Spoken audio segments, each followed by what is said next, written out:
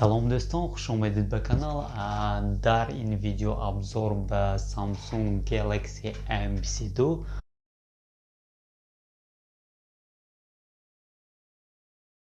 این سمارت فون مانندی دارد به سمارت فون A22. چه فرقیتاش هست من گفته میگذارم. یکمش M22 поддержка быстрее зарядка دارد، A22 ندارد.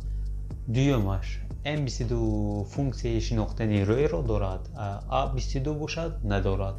сеюмаш ба фоидаи A22 аст. ин стабилизация дар A22 вуҷуд дорад, лекин дар ин телефон вуҷуд надорад. яъне ҳамин се фарқиятош ҳаст.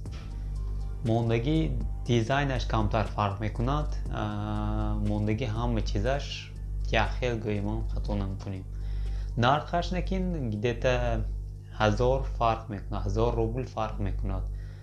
ин смартфонро харида метавонед бо нархи арзон ва бо гарантия аз шаҳри Москва, метро Савеловский, павильон Т97.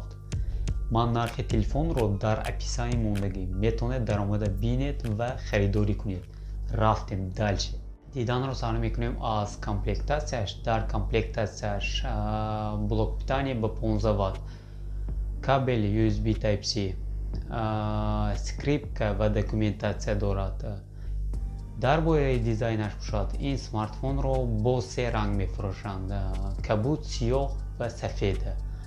ин корпусаш матови пластик мебошад. дар корпусаш рахҳои бисёр аст ки ин аз даст хеҷида рафтан намемонад.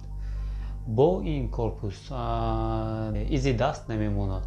дар поёни экрани смартфон ҷои бисёр мондагӣ бо фронтални камераш бошад, U-образни мебошад. ин ба бисёр кас маъқул нест ҳамин форма. отпечатки ин смартфон ҷой дода шудааст ба кнопка питания.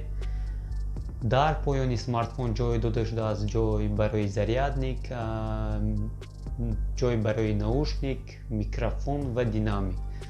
дар тарафи чапи смартфон бошад ҷой барои симлоток. ин симлоток 2 нано симкарта мегирад ва 1 флеш-карта мегирад.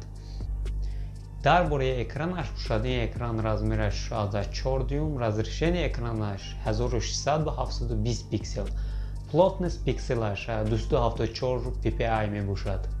ин экран супер AMOLED экран ба 90 ГГц. ин экран хеле ба нур аст. дар ин экран тамошо кардани филм хеле беҳтарин аст. ин экранро бо метавонед шумо ба 60 ГГц монда ин барои эконом кардани заряд коробаст мекунад. дар бораи системаш бошад, ин смартфон бо Android 11 кор мекунад. оболочкаш бошад 3.1.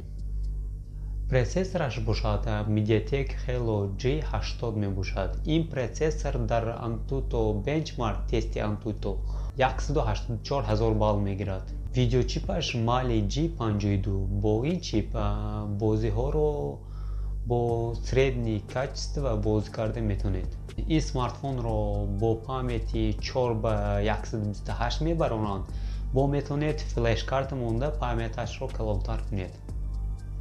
бо ба ин смартфон NFC дорад, метавонед харидатонро платид кунед.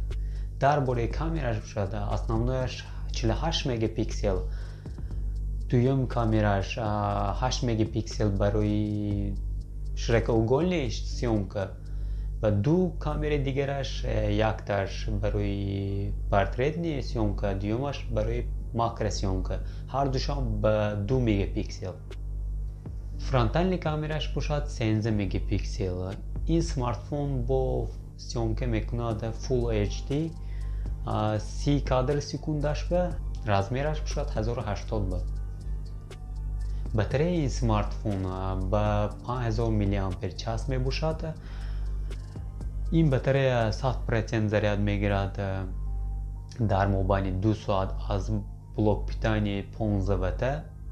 чӣ хеле ки гуфта гузаштам, ин смартфонро метавонед монда ба заряд бо блок питанияи 25 ваттина 2 соат ба нею 1,5 соат уже зарядаш пур мешавад. लेकिन در کامپلکت هستش بلوک بتنی با 15 میبیاد که لیکن شما میتونید خرید ادل نه اینا شکون آشمو دوستان با همین ویدیوی مو تمام با این ویدیو لایک میمونم فکر خودتون رو در کامنتاری می نویسیم و سلامت می باشیم خیر دوستان